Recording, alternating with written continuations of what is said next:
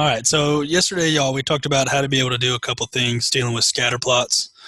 Um, First, we graphed some dots with scatter plots. We drew lines of best fit. We were able to describe the correlation, whether it be positive, negative, or no correlation. We also talked about identifying a correlation coefficient, that number between -1 and 1 that would best represent how close the dots are to the data. And then after that, we used our line of best fit in order to be able to answer a question or make a prediction. And so that's what we're going to go over with this, is just to remind us how to be able to do that. So it says, Mr. Branson kept track of the number of minutes it took him to answer math problems. The data he collected is below. So we're looking at this chart that represents the number of problems, 1, 3, 5, 7, and 8, and how long it took him to do that many problems: 2 minutes, 5 minutes, 8 minutes, 13 minutes, and 14 minutes. So the first thing that we're going to do is we're going to graph this scatter plot A.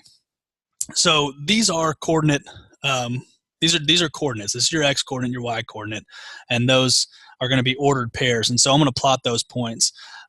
This point, 1, 2, is going to be plotted at 1, 2. And I'm going to do the rest of them. 3, 5. So 3, 5, 5, 8. So over to 5 and up to 8. 7, 13, 7, and then up to 13. And then 8, 14, so over to 8 and up to 14. So as you can see, this isn't going to make a perfect line. It's going to make a line that, or you could make a line of best fit that best represents the data, but it's not going to be perfect. And so to be able to do that, I'm going to go ahead and just estimate where I think this line of best fit would be. And I'm going to say right there. So recognize that my line of best fit doesn't go actually through any of these dots. And that's okay. I think there was a misconception the past couple of days that it had to go through the dots, and that's not necessarily true. It just has to best represent all of the dots. And so this line, even though it doesn't go through anything, best represents all of those dots. So after we do that, we need to describe our correlation. In this case, it's asking, is it positive, is it negative, or is there no correlation? Since our line of best fit has a positive slope, we describe our correlation as being positive. All right, after that, we talked about this idea of a correlation coefficient. Correlation coefficient is the number in between -1 and 1 that will coincide with how close these data points are to that line. So these data points are fairly close to that line. And we talked about this idea of giving them a grade. You know, if their objective was to get the dots on the line, what grade would you give them? In this case, he did a fairly well job, so I'm going to give him a grade of maybe a 90. And so I'll write that as 0.90. Since our correlation was positive, we can leave this positive. If our correlation was negative, we would then have to make our correlation coefficient negative in order to coincide with the type of correlation we have.